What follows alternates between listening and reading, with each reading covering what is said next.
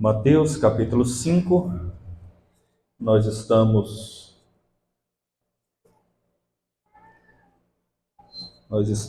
expondo agora, nesse momento, o Sermão do Monte. No domingo passado introduzimos os versos 1 ao verso de número 12, e na noite deste dia, pela graça do nosso bondoso Deus, retomamos a exposição do Evangelho de Mateus, na parte específica do Sermão do Monte, estendendo agora dos versos 13 ao verso 16, do capítulo 5 do Evangelho de Mateus. Os discípulos, o sal da terra, verso 13, e dos versos 14 a 16, os discípulos, a luz do mundo. Vamos proceder com a leitura, peço que os irmãos tenham total atenção e interesse à leitura do texto, que tomaremos como base para a exposição, e em seguida a própria ministração da palavra também. Vós sois o sal da terra. Ora, se o sal vier a ser insípido, como lhe restaurar o sabor?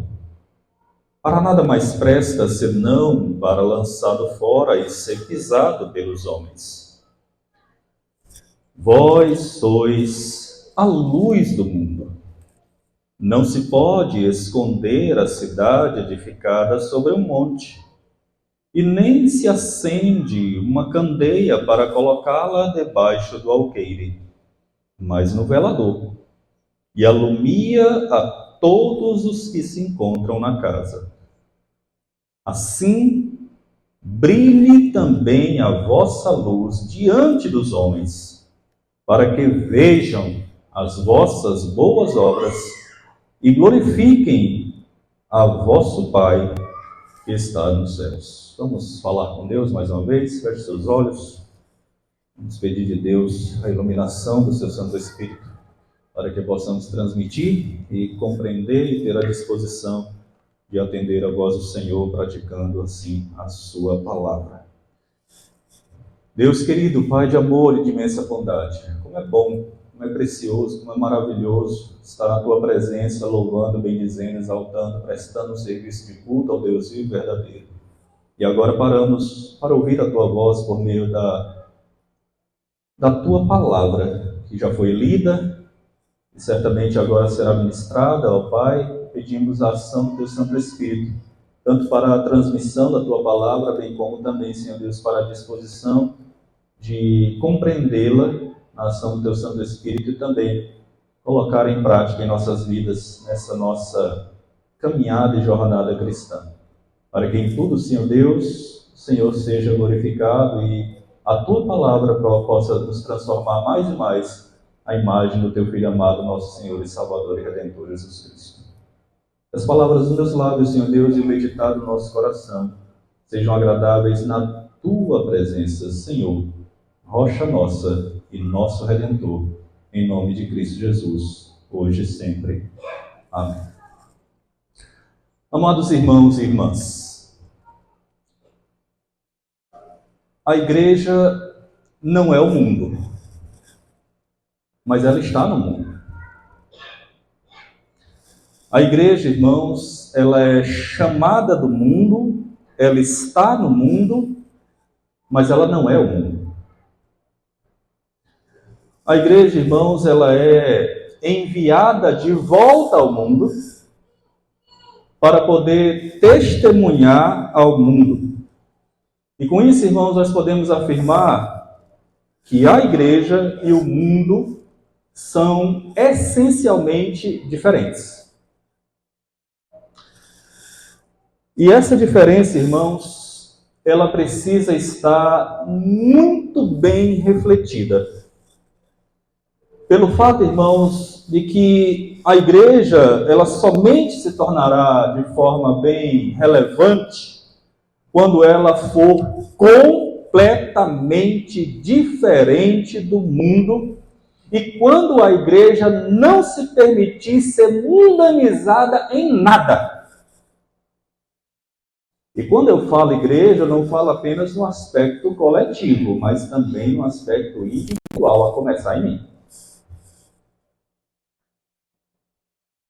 A partir do momento, irmãos, em que as igrejas e as suas lideranças e a membresia tenta imitar o mundo ou incorporar o mesmo padrão do mundo para poder com isso atrair pessoas para dentro dela, ela acaba perdendo a sua capacidade de transformação.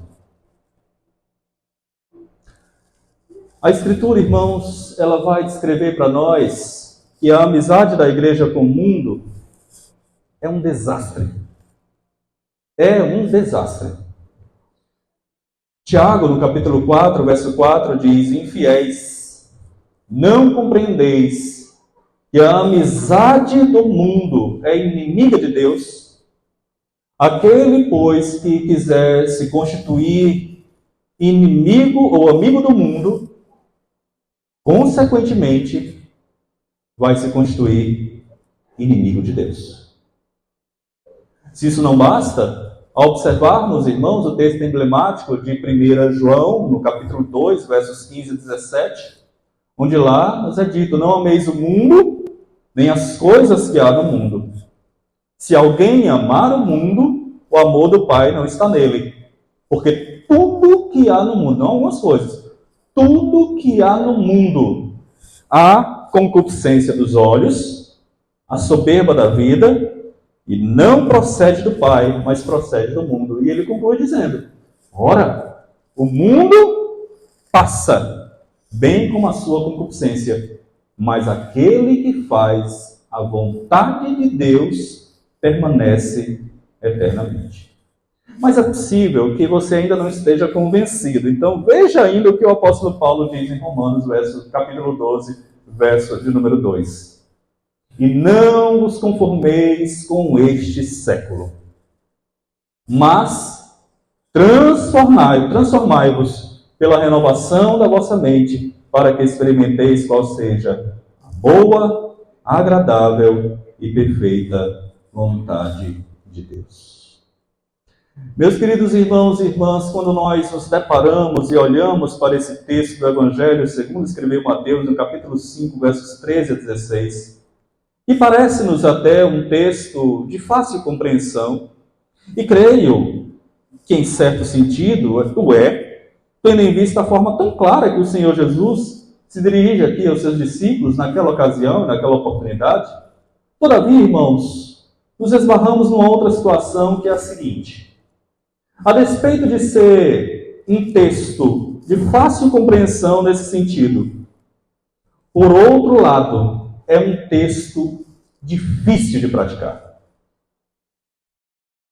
É fácil a compreensão, mas a prática é muito difícil. Mas não é impossível. E nós temos prova disso na Escritura. Quando você faz a leitura da primeira epístola que Paulo escreveu aos Tessalonicenses, no capítulo 1, aquelas vidas ou aquelas pessoas que outrora viviam nas trevas foram alcançadas pelo Senhor, e a vida delas foi diariamente sendo modificada. E ainda nesse texto de 1 Tessalonicenses, no versículo 6 e 7 do capítulo 1, vai dizer com respeito aos crentes o seguinte: com efeito, vos tornastes imitadores nossos e do Senhor, tendo recebido a palavra, posto que em meio de muita tribulação, com alegria do Espírito, de sorte que vos tornastes um modelo para todos os crentes na Macedônia e na Acaia, porque vos repercutiu a palavra do Senhor, não só na Macedônia e Acaia, mas também por toda parte se divulgou a vossa fé para com Deus, a tal ponto de não termos necessidades de acrescentar coisa alguma. Esse texto, irmãos, assim como outros mais, revelam para nós, apontam para nós, escrevem para nós e mostram para nós que é possível sim, por meio do Senhor e Salvador Jesus Cristo, por meio da ação do Espírito Santo do Senhor, segundo a palavra do próprio Deus, sermos de fato, irmãos, o que somos, ou que precisamos ser, a saber, sal da terra e luz do mundo. Isso não quer dizer que seja fácil. Isso não quer dizer, irmãos, que em todos os momentos nós conseguiremos fazer aquilo que nos foi e que nos é ordenado pela palavra. Mas é possível sim. E não só é possível, irmãos, é exigido, e não deixe que vos fala, mas é exigido da palavra de Deus e do autor da palavra. E nós precisamos tirar da nossa mente a ideia da impossibilidade. Porque o Senhor que nos salvou, irmãos, Ele faz com que isso seja possível. O texto, portanto, que nós acabamos de ler, de Mateus capítulo 5, a partir do verso de número 13, o Senhor Jesus Cristo está aqui naquele conhecido Sermão do Monte, como dissemos. E Ele já tinha dito, quando começou o seu ministério, a exemplo de João Batista, que a entrada no reino dos céus, ou no reino de Deus, se daria exatamente, irmãos, por meio do arrependimento. E a pregação de Cristo era muito simples, era muito clara, era muito óbvia, era muito objetiva, mas também era muito profunda. Arrependei-vos, porque está próximo o reino dos céus. Então, era necessário arrependimento. Um arrependimento de todas aquelas práticas, más obras, melhor dizendo, e práticas mesmo, errôneas, pecaminosas, que aquelas pessoas outrora realmente tinham. O Senhor Jesus Cristo também sabia, irmãos, que aquele que fosse sal e luz tinha que ter um caráter, mas um caráter adequado. Por isso era cidadão do reino. Por isso é que o seu caráter era diferenciado. E aí você tem as bem-aventuranças, como nós realmente observamos já no domingo passado. Aí você vai ver, e nós vemos que você tem o cidadão do reino, e que para entrar tem que necessariamente se arrepender, e tem de ser um arrependimento verdadeiro, genuíno, um arrependimento que produza realmente frutos, um arrependimento que produza mudança de padrão, mudança de mente, mudança de vida, mudança de conduta, mudança de comportamento, metanoia, né? Não é o termo, ou seja, de mudança de mente. Aquele que agora tem uma cosmovisão bíblica, cristã. Ele passa a olhar para o mundo, agora não mais com as lentes da sua própria percepção, mas ele passa a olhar para o mundo com as lentes da Escritura Sagrada. Ela que permeia tudo aquilo que nós realmente pensamos. O nosso senso, ele não é apenas um senso crítico, mas o nosso senso é um senso cristão. É pela palavra de Deus. Somado a isso, você tem que atentar para o fato de que este cidadão apresenta também um caráter diferenciado. E aí isso pode ser refletido exatamente nas bem-aventuranças. Mas há um aspecto muito interessante e muito importante que nos mostra que ser sal e luz não é fácil. Isso se dá à medida que você vai enfrentando, irmãos, oposições por todos os lados. Todos os lados você vai enfrentando oposições. E, por vezes, até mesmo dentro da sua própria casa, onde podem considerar você como uma pessoa intolerante, uma pessoa intransigente, uma pessoa conservadora, uma pessoa ultrapassada e por aí vai. Mas saiba, irmãos, ou saibamos, que o nosso compromisso não é com o homem. O nosso compromisso é com Deus. E você não deve submeter a sua vida ao temor de homens, mas ao temor ao Senhor. O próprio proverbialista diz que o temor ao Senhor é o princípio da sabedoria. Veja, por exemplo, a história de grandes homens e mulheres de Deus. João Batista foi decapitado ou degolado e teve a sua cabeça exposta numa bandeja, exatamente, irmãos, porque foi sal e luz. Os verdadeiros apóstolos de Cristo sofreram duras perseguições e martírios de igual forma, porque foram sal e luz. Daniel e seus amigos, jogados na fornalha e na cova dos leões, porque mesmo vivendo debaixo de um contexto de muita impiedade, de muita incredulidade, na Babilônia, eles se mostraram íntegros, retos, piedosos, decidiram não transgredir com a sua fé e nos ensinando a sermos fiéis em todas as circunstâncias. E outros vários homens e mulheres de Deus, irmãos, no passado, que a história bíblica registra, revela para nós que esses homens e mulheres se mantiveram firmes, o quanto foram fiéis a ponto de morrer, mas em nenhum momento cederam ou abriram mão da fé que abraçaram. Portanto, meus irmãos, quando nós pensamos sobre isso, nós temos que estar preparados para um caráter diferenciado. Mas nós também temos que ter em mente, temos que estar preparados, irmãos, para as implicações de sermos sal e luz nesse mundo, que jaz em trevas. Isso posto, vamos então compreender o que significa ser sal e luz, à luz da Escritura, sempre. Perceba que Jesus aqui ele usa duas metáforas eloquentes para descrever a influência da igreja no mundo. A primeira delas é o sal. E o sal vai tratar da questão da influência interna. A segunda é a luz, que descreve a influência externa. Sal, influência interna. Luz, influência externa. Uma você não vê, mas você percebe que ela está lá. A outra, realmente, ela deve ser vista, contemplada. O sal influencia ser visto. A luz influencia sem deixar de ser vista. O sal influencia ao infiltrar-se. A luz influencia porque ela vai irradiando. O sal, embora não possa ser visto, é sentido. A luz, embora não possa deixar de ser vista, ela é reveladora. Então vejamos isso, irmãos, com profundidade a partir do texto bíblico. Observe comigo o verso 13 e também o verso 14.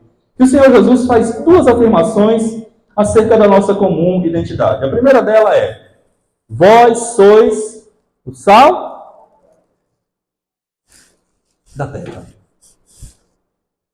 A primeira delas é essa: vós sois o sal da terra. E a segunda, verso 14 é: vós sois a luz do mundo. E é interessante, irmãos, considerar que quando o Senhor Jesus Cristo faz tais afirmações, ele está predicando exatamente aqui, irmãos, no texto, aqueles que são cidadãos do reino. Em outras palavras, ele está dizendo que não há, e escute bem, irmãos, não há como você ser um cidadão do reino sem ser sal da terra e luz do mundo. É parte da sua identidade. É parte da sua natureza. Isso é comum àqueles que professam a fé no Senhor e Salvador Jesus Cristo, daqueles que entraram no reino, tendo se arrependido dos seus pecados. Não há como esperar outro padrão, uma outra coisa do crente, do cristão, do cidadão do reino, que não ser sal e luz deste mundo. Então não é à toa, irmãos, que o Senhor Jesus Cristo coloca isso daqui e o faz exatamente depois de ter apontado qual o caráter desse cidadão do reino. O cidadão do reino, ele é sal e luz porque ele é humilde. O cidadão do reino é sal e luz porque ele chora por causa dos seus pecados, porque ele é manso, porque ele tem fome e sede de justiça, porque ele é misericordioso, porque ele é limpo de coração, porque ele é um pacificador, porque ele é perseguido por ter esse testemunho pela palavra. Então não tem como alguém estando no mundo com essas características postas aqui não ser sal e luz. Mas aí o Senhor Jesus Cristo, irmãos, ele tinha uma prática pedagógica perfeita, excelente. Não há melhor do que o Senhor Jesus Cristo. Não há. E ele ensina-nos sobre isso, como fez naquela época, tomando duas metáforas bem simples para aquele povo, para que não deixasse nenhuma confusão sobre o entendimento. E quando ele diz isso, ele está apontando tanto para a função do sal, quanto para a função também da luz. E eu creio que, de maneira geral, a gente compreende a função do sal basicamente em duas coisas. A primeira delas, irmãos, do sal primeiramente. A primeira função do sal. O sal, ele dá sabor. Você que é mulher, você que cozinha e come, né? Você já deve ter experimentado uma comida insossa. E você percebe Se você realmente não aprecia, né, a comida insossa. E você percebe logo que você ingere, está faltando alguma coisa aqui. A primeira das funções do sal é dar sabor. É dar sabor. A segunda, meus irmãos, que eu creio que seja comum também, é a de impedir apodrecimento. Naquela época, nessa época em que Cristo realmente, em que essas palavras são registradas, naquela época, irmãos, não tinha geladeira. Então, a forma mais prática de conservar alimentos, especialmente a carne, era salgando a carne. Era salgando a carne. Salgando os alimentos ali. Tanto é que em alguns lugares a carne ela não tinha prazo de validade. Se ela fosse corretamente salgada, ela durava muito tempo. Muito tempo. Então, basicamente, a gente olha para essas duas funções e elas são reais. Tá? Bem reais. E isso quer dizer, irmãos, que nós devemos ser sal e luz nessas condições. Ou seja, nós devemos dar sabor, quanto nós também devemos impedir o apodrecimento. Mas tem 3 outras funções que chamaram a minha atenção e que esse texto também traz aqui para nós. Sendo assim, a terceira delas, irmãos, é que o sal tem uma função higienizante. Se você ler Ezequiel, no capítulo 16, verso número 4, você vai perceber que a prática judaica, irmãos, era exatamente de esfregar o sal em bebês recém-nascidos, exatamente para poder higienizar o bebê, higienizar a criança. Então o sal não somente dá sabor, o sal não somente impede o apodrecimento, mas ele também é um agente higienizador. Grave bem isso. A quarta função que o sal também é posto para nós aqui é exatamente, irmãos, para produzir infertilidade. Olha que coisa interessante. Lá em Juízes, no capítulo 9, verso 45, diz que se você semear muito sal numa terra, que está posto lá no texto, aquela terra se tornará infértil. E a quinta e última função é que o sal ele também estava associado à fidelidade cerimonial sacrificial. Tanto que você vai observar, irmãos, em Levítico, capítulo 2, verso número 13, o uso de sal nos ritos cerimoniais para apontar exatamente a fidelidade. Então, quando Cristo traz para nós aqui essa metáfora do sal, ele quer que nós sejamos não só aqueles que dão sabor, não só aqueles que impedem o apodrecimento, mas aqueles que higienizam, aqueles que impedem o progresso do mal, tornando infértil aquele lugar para o mal, e também aqueles que se caracterizam pela fidelidade ao Senhor. Então, por que Cristo está dizendo isso, pastor? Porque Ele quer que eu e você, nesse mundo caído, que jaz o maligno, sejamos daqueles que não contribuem para o maior apodrecimento do mundo. Nós sabemos, irmãos, a condição deste mundo. Talvez até estejamos experimentando na nossa própria carne, na nossa própria família, na igreja. Mas como sal do mundo, nós não podemos contribuir para o apodrecimento desse mundo. Ou seja, nós não podemos fazer as mesmas coisas que o mundo lá fora faz. Não podemos ter o mesmo padrão. Não podemos pensar da mesma forma que o mundo pensa. Não podemos ter a mesma verbalização do mundo. Até a nossa fala, o nosso vocabulário deve ser diferente. Por outro lado, nós temos que dar sabor. Se nós somos daqueles que não contribuem para o apodrecimento, somos daqueles que contribuem para a conservação dos valores maior, segundo Deus realmente nos revela. Então, somos daqueles, irmãos, que devem, e ouça bem, eu e você, somos daqueles que devem preservar, como isso está difícil hoje, né? Daqueles que devem preservar o bom caráter, daqueles que realmente devem ter honestidade nos negócios, daqueles que realmente refletem santidade na fala, daqueles que realmente têm santidade no pensamento, daqueles que têm as emoções puras, daquele que tem a consciência limpa, daqueles que nos seus relacionamentos promovem não contendas, mas promovem reconciliação. Como é próprio daqueles que são cidadãos do reino dos céus. Então a gente não somente impede o apodrecimento, como a gente dá sabor. E aqui é interessante, irmãos, que a gente perceba que todas as vezes que nós temos um crente no meio dos descrentes, nós deveríamos ser daqueles que fazem a diferença. Não é um cidadão comum, é de fato alguém que dá sabor ao ambiente. Mas aí, não se esqueça de que dissemos aqui que ele tem mais 3 funções. Ou seja, como crente, como o sal também faz, uma higienização no ambiente. Irmãos, em tempos de vírus, tantos vírus por aí se proliferando, as pessoas usam de métodos aceitáveis e recomendáveis para se preservar e se proteger. E tem uma questão espiritual envolvida aqui em ser sal. É que você, meu amado irmão e minha amada irmã, deve agir de tal maneira que onde quer que você passe, aquele ambiente sujo por conta do pecado, ele seja limpo. Onde quer que você esteja.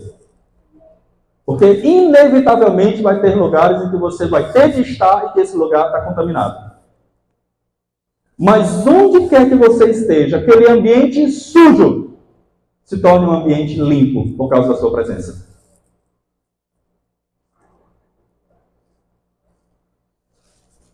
Imagine, então, você crente numa repartição pública ou privada. Como é que você deve atuar lá como sal? Higienizando, pondo as coisas em ordem, impedindo os roubos, as maracutaias, a desonestidade, a falta de transparência, os conchavos. Agindo com honestidade. Tentando corrigir aqueles que procedem de maneira errada, mesmo que você seja uma pessoa isolada. E tudo isso para quê?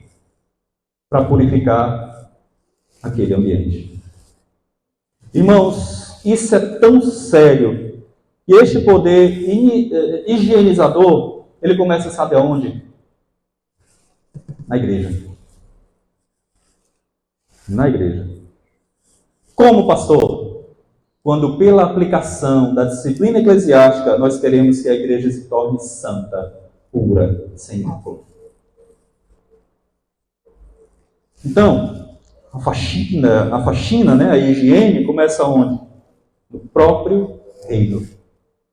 Entre os cidadãos do reino. E aí, com toda certeza, você estará exercendo a função de sal, para impedir que as doenças proliferem e a morte possa chegar a alguém.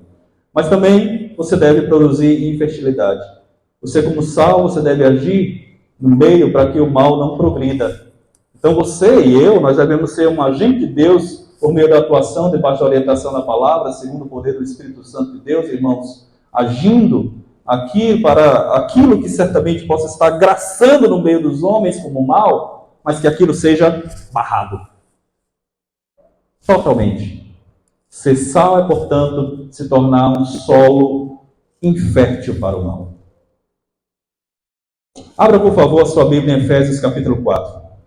Eu dei uma porção no capítulo 4 e depois farei isso. Ou farei uso de uma porção no capítulo 5. Veja comigo a função do crente como um produtor de infertilidade para o mal. O crente não deixa o mal crescer. Ele corta pela raiz, na sua própria vida e na vida do outro também. Efésios capítulo 4, verso 25.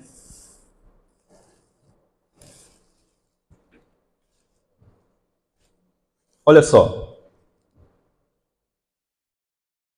Efésios 4, 25 diz assim: Por isso, deixando a mentira, fale cada um a verdade com o seu próximo, porque somos membros uns dos outros. Ou seja, eu não minto nas minhas relações. Eu não promovo mais a mentira. E onde eu for e tiver ali um ambiente de mentira, um ambiente de inverdades, eu tenho que agir para impedir que ela cresça. Fazendo, por exemplo, a careação. Fulano de tal disse isso aqui, e esse aqui disse isso aqui. Qual é a verdade? Aí quando você chega no capítulo 5 de Efésios, por favor, veja comigo. Veja o verso número 8.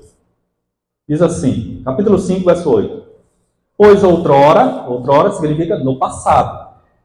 Outrora erais trevas, porém agora sois luz no Senhor. Andai como filhos da luz, porque o fruto da luz consiste em toda bondade e justiça e verdade, provando sempre o que é agradável ao Senhor. Agora veja, olha aí. E não sejais cúmplices, ou seja, não se associe. Não se associe nas obras infrutíferas das trevas, que é um aspecto, não seja cúmplice. Mas há um aspecto aqui de não promover a fertilização desse mal, tá? A função de sal, qual é? Olha o resto do verso. Antes, porém, o quê? Reprovai. Antes, porém, reprovai. Em outras traduções, condene-as. As condene. Irmãos, não deixe que isso cresça. Onde você estiver, e que você estiver vendo o mal diante dos seus olhos, não permita que isso cresça. E dessa forma, você estará sendo sal da terra. O grande problema, irmãos, é que hoje a gente vê o erro e imita o erro. Potencializa o erro. Ou acha algo natural. Não confronta, não corrige. E lamentavelmente, irmãos, eu, como pastor, particularmente, eu já vi gente aplaudindo o erro.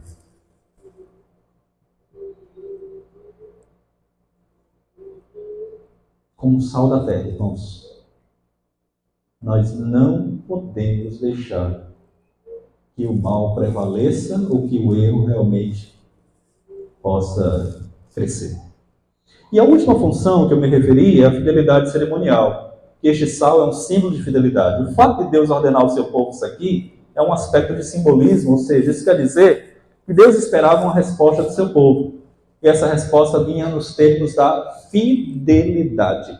Então, o ato de usar o sal apontava para a fidelidade. Então, alguém que é sal da terra, ele é uma pessoa fiel ao Senhor.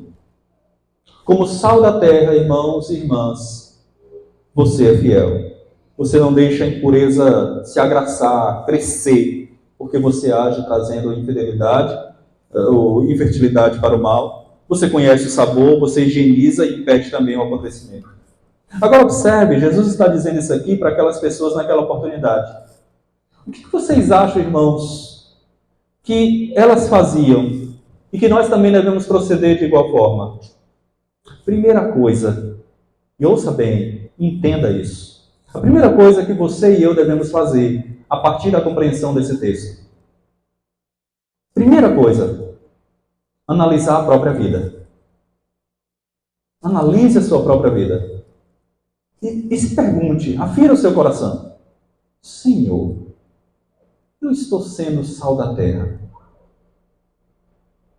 Qual o testemunho que eu tenho dado? O ambiente que eu estou é diferente por causa da minha presença lá.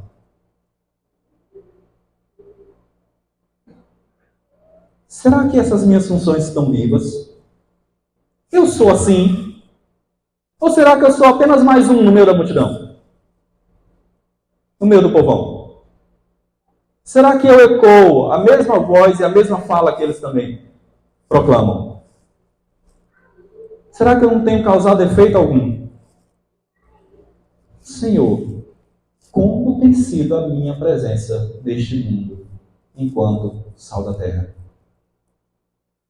Porque se eu sou um discípulo de Cristo, que diferença eu tenho feito nesse mundo? Aí Cristo tem uma palavra para aqueles que se encontram assim. Sabe qual é? Volte seus olhos para Mateus capítulo 5. Olha o que ele diz no verso 13.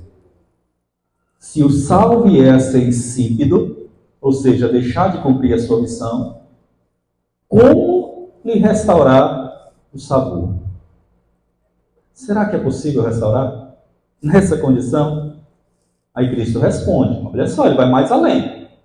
Para nada mais presta, senão para lançá-lo fora e ser pisado pelos homens. Em outras palavras, perdeu a sua função. Perdeu. Meus irmãos e irmãs, isso aqui é muito sério. É muito sério, irmãos. Mostra para mim e para você que o fato de eu e você não agirmos como sal da terra, das duas uma. Ou eu não sou cidadão dos céus, e por isso jamais vou ser esse sal, ou eu estou muito longe daqueles princípios estabelecidos e dados pelo Senhor. Mas lembra qual é a porta de entrada, o ingresso para o reino? Lembra, né? Arrependimento. Então você deve, com sinceridade de coração, dizer: Senhor, eu me arrependo de não estar sendo sal e luz. Tenha misericórdia da minha vida. Me ajuda, Senhor, a ser sal e luz nessa terra. Tenha misericórdia de mim, porque o Senhor me deu uma função tão nobre nesse mundo, que é estar apodrecido. E eu não estou cumprindo aquilo para o qual o Senhor me construiu como cidadão do reino. Tenha misericórdia, meu Deus. Me ajuda-me. Agora é preciso que você seja muito sincero consigo, diante de Deus, e admita: eu não estou sendo aquilo que eu deveria ser, com o propósito pelo qual o Senhor me construiu nessa terra. É muito fácil, irmãos, é muito fácil a gente acusar o outro. É muito fácil a gente responsabilizar os outros. É muito fácil a gente apontar o dedo. É muito fácil, irmãos. O difícil é a gente assumir a própria culpa. Difícil é a gente assumir a própria responsabilidade. Porque identidade é uma questão pessoal. É identidade. Faça um teste, uma coisa simples, corriqueira. Pega a carteira, né, do seu bolso. Um exemplo, tá? Eu vou fazer, não faça nada. Pegou a carteira do seu bolso, né? Quando eu pego a minha identidade, eu olho para a foto. Um documento, a minha identidade. Mas quando eu olho e não vejo, é uma identidade falsa. É possível, irmãos, é plenamente possível que esteja acontecendo contigo. Esteja exatamente revelando algo que não caracteriza a sua verdadeira identidade. Você esteja vendendo uma imagem daquilo que não é você de fato. Isso se chama na Bíblia, na Escritura, hipocrisia.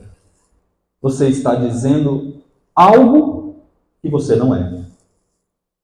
Você está vivendo como que num teatro, representando um personagem que de fato você não é. Enganando os outros, enganando até a si mesmo, mas não enganando jamais a Deus. Por isso, a recomendação de Cristo é: arrependa-se e volte. Cristo Jesus dá uma segunda metáfora. Ele diz agora que os crentes são a luz do mundo. Esse mesmo evangelho de Mateus, no capítulo 4, verso 16, diz que o povo que jazia em trevas, e o local onde habitava trevas, viu grande luz. Cristo mesmo diz ser a luz do mundo. Então nós temos duas realidades aqui. Primeira, o mundo está em trevas. Isso é óbvio. O mundo está em trevas. Segundo, que a luz do mundo veio ao mundo. Ele tem condição em si mesmo de iluminar. Trevas por conta do pecado. Então, os homens precisam de luz, consequentemente. E aqui é necessário que você entenda que Cristo não está dizendo que aqueles que estão nele são luz do mundo, e que são luz do mundo têm luz própria. Não, de forma alguma. A luz que nós irradiamos, irmãos, ela é exatamente derivada daquele que nos ilumina. A saber, Cristo Jesus. E quando Cristo diz aqui aos seus discípulos que eles são luz do mundo, ele não está dizendo que eles têm luz própria. Aqui vai uma confrontação direta para com aqueles que dizem realmente que você tem luz dentro de si. Meu irmão, vindo de você, você não tem nada. Apenas trevas. Até o momento em que você realmente tiver sido iluminado pelo Senhor, e aí você passa a ser um servo dele, até essa ocasião acontecer, você só tem trevas no seu coração.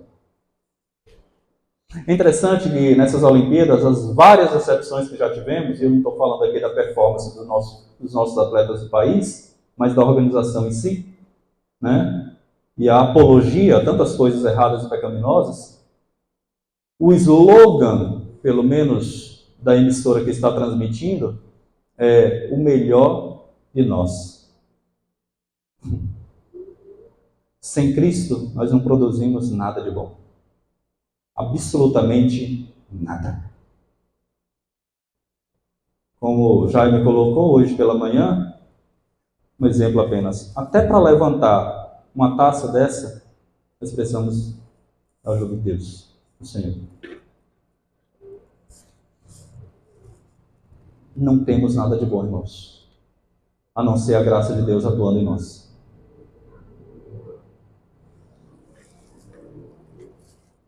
E aí, precisamos voltar os nossos olhos para o texto anterior, que vimos na semana passada, em Mateus capítulo 5, dos versos 3 a 12, onde Cristo diz: imagine que você está no mundo de orgulhosos. Chega alguém que é humilde de espírito, faz diferença. Imagine que você está no mundo onde as pessoas não choram pelos seus pecados, mas choram por seus desejos não serem satisfeitos. E você encontra alguém que chora pelos seus pecados. Faz a diferença. Imagine que você está no mundo, meus irmãos, onde as pessoas não são mansas. E você age com mansidão. Faz diferença. Então não tem como você não olhar para as bem-aventuranças, o caráter do próprio reino, e não chegar à conclusão de que alguém que tiver esse caráter, onde quer que ele esteja, ou seja posto, ele brilhará, vai brilhar. É inevitável. Por isso que quando o Senhor Jesus Cristo diz: vós sois a luz do mundo, não se pode esconder a cidade edificada sobre o monte. Imagine o tamanho do véu, do tecido, para cobrir uma cidade sobre o monte. E aqui a alusão que eles fazem a Jerusalém, que ficava no monte. Então quando você chegasse naquela região, você avistava a cidade, e é impossível realmente impedir a visualização, não tem como. Então, assim como o crente no mundo, tendo esse caráter, é impossível não percebê-lo, irmãos. Ele vai irradiar, vai ser perceptível, necessariamente. E aí, ele dá o segundo exemplo dentro dessa mesma metáfora. Nem se acende, veja, as duas negativas do Senhor. Nem se acende uma candeia para colocá-la debaixo do alqueire. Ou seja, alguém vai acender uma lâmpada e botar debaixo da cama? Traduzindo para os nossos dias aqui, né? Faltou luz na sua casa. Você liga a lanterna. Você a coloca debaixo da cama? Ou você vai botar no lugar para iluminar a casa toda? É óbvio que você vai querer iluminar, pelo menos grande parte, ali da casa. Portanto, irmãos, esse é um princípio que está sendo visto aqui e dito pelo Senhor. Da inevitabilidade de ser luz se você é um cristão. De tal maneira que ele diz que se coloca no velador e alumia a todos os que se encontram na casa. Aí eu quero que você perceba comigo uma coisa que eu julgo ser também de grande importância. Primeiro, nós vimos que Cristo é a luz do mundo. Nós temos luz derivada daquele que é luz, que é o Senhor Jesus Cristo. Agora estamos percebendo, a despeito da inevitabilidade dessa projeção, porque é inevitável mesmo, que se você é um cristão, você terá de ser luz. Não é opcional, tem que ser luz. Segundo, você vai ser luz onde? Nas trevas. E aí, eu quero que você se prepare para as implicações disso. A saber, volte os olhos mais uma vez para os versos 10, 11 e 12 do capítulo 5. Bem-aventurados os perseguidos por causa da justiça, porque deles é o reino dos céus. Bem-aventurados sois, quando por minha causa os injuriarem, os perseguirem, mentindo disserem todo mal contra vós. Regozijai-vos e exultai, porque é grande o vosso galardão nos céus, pois assim perseguiram os profetas que viveram antes de vós. Portanto, meus irmãos, se você é luz, o que você tem que esperar? Perseguição. Até a morte. Vão mudar você de função porque não te querem lá. É possível. Quem sabe até vão cortar seu salário, lhe demitir. Vão lhe excluir do grupo, ou você mesmo vai se excluir. Porque a sua presença como luz traz incômodo às trevas. Mas você não pode abrir mão da sua identidade. E aqui está a nossa identidade. Somos luz do mundo. Certa feita, perguntaram ao reverendo Francisco Leonardo, ex-reitor do Seminário Presbiteriano do Norte, lá em Recife, Pernambuco. Reverendo, se a igreja fosse perseguida, ela seria mais fiel? Ao que ele respondeu, não. Se a igreja fosse mais fiel, ela seria mais perseguida. Irmãos, isso deve nos fazer refletir. Procuremos agir como luz, irmãos, mesmo sabendo das implicações que isso trará. E quando você age como luz do mundo, aí vem a quarta coisa. Qual é o efeito disso diante de Deus? Verso 16, e a gente já chega ao final.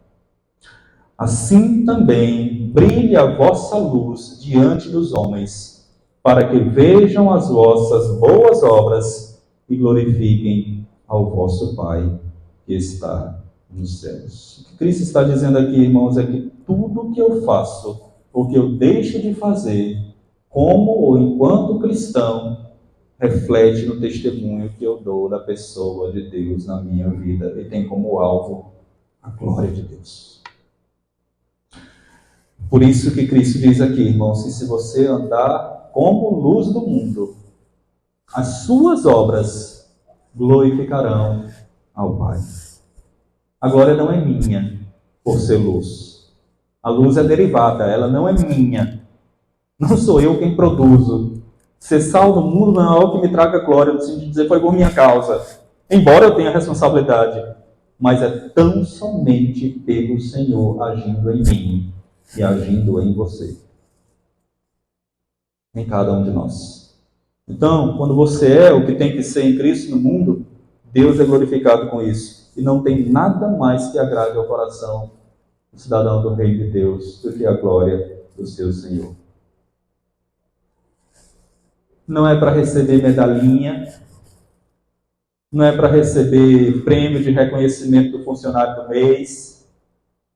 Seremos galardoados quando o Senhor Deus vier e nos levar consigo.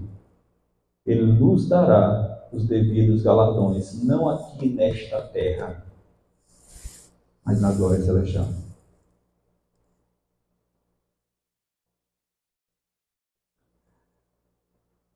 Viva de tal forma que honre ao Senhor. Mas viva, meu irmão, não para ser reconhecido pelos homens, mas viva para ser aprovado pelo Senhor. Para que Deus seja glorificado através da sua vida. Porque para isso nós somos chamados. Por isso o Senhor Jesus diz: os homens vejam as vossas boas obras e glorifiquem ao vosso Pai que está nos céus. E eu pergunto nessa noite, nessa oportunidade, o que os homens têm visto através de nós? O que essa igreja tem refletido ao mundo? A igreja do Senhor, irmãos, tem responsabilidade de ser sal e luz para glorificar o nome do Senhor. A igreja ela tem a responsabilidade, irmãos, de ser sal e luz em contraste com esse mundo que está depravado, corrompido em trevas. Totais trevas. E lembre-se que a oração do Senhor Jesus foi exatamente a seguinte: não os peço que os tires do mundo, mas sim que os guardes do mal. Temos a garantia ainda, irmãos, de que o Senhor estará conosco todos os dias. Todos os dias. Você não estará sozinho.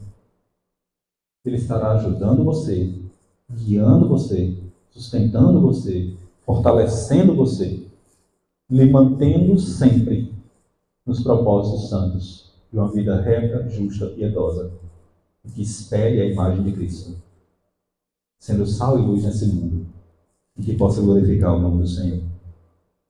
A presença dele conosco, a ação dele em nós, para que individualmente e coletivamente nós façamos a diferença neste mundo. Eu quero concluir dizendo o seguinte: se você é cidadão dos céus, se você foi salvo por Jesus Cristo, você precisa ser, porque é parte da sua natureza, sal e luz neste mundo.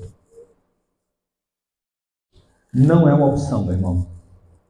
Não é uma opção. É uma questão de identidade.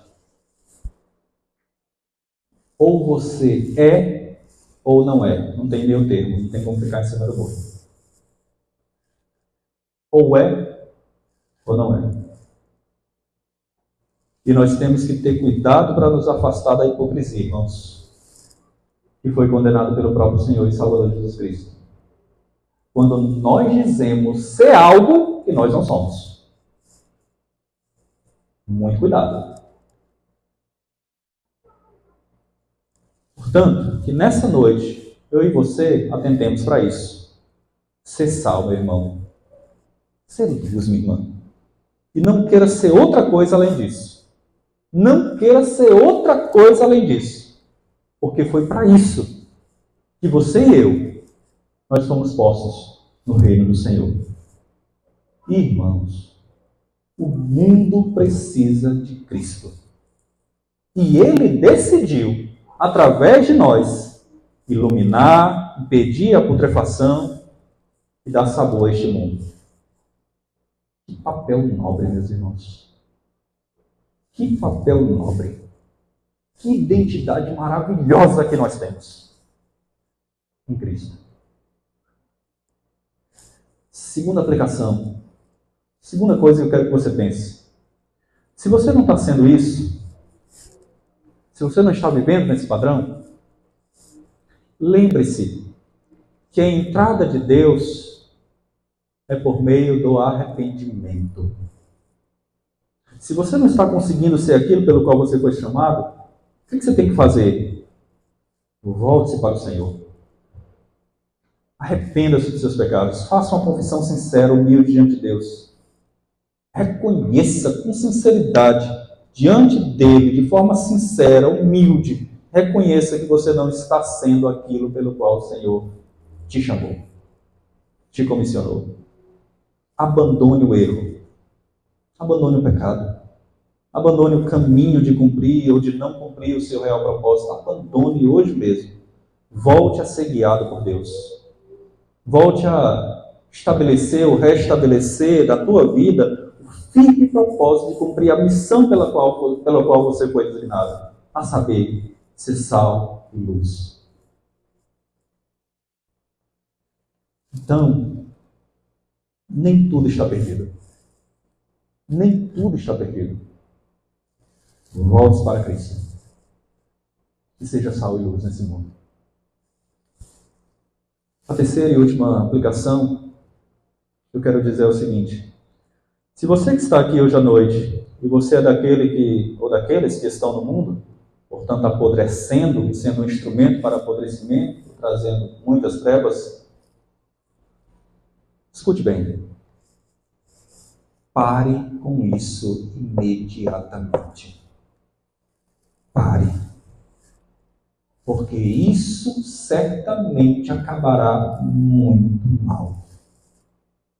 Porque se Jesus disse para aqueles que deveriam ser sal e não estão sendo, e para mais, diz o texto, para nada mais pressa, senão ser lançado e pisado pelos homens, o que se acha que ele vai dizer para aqueles que são trevas?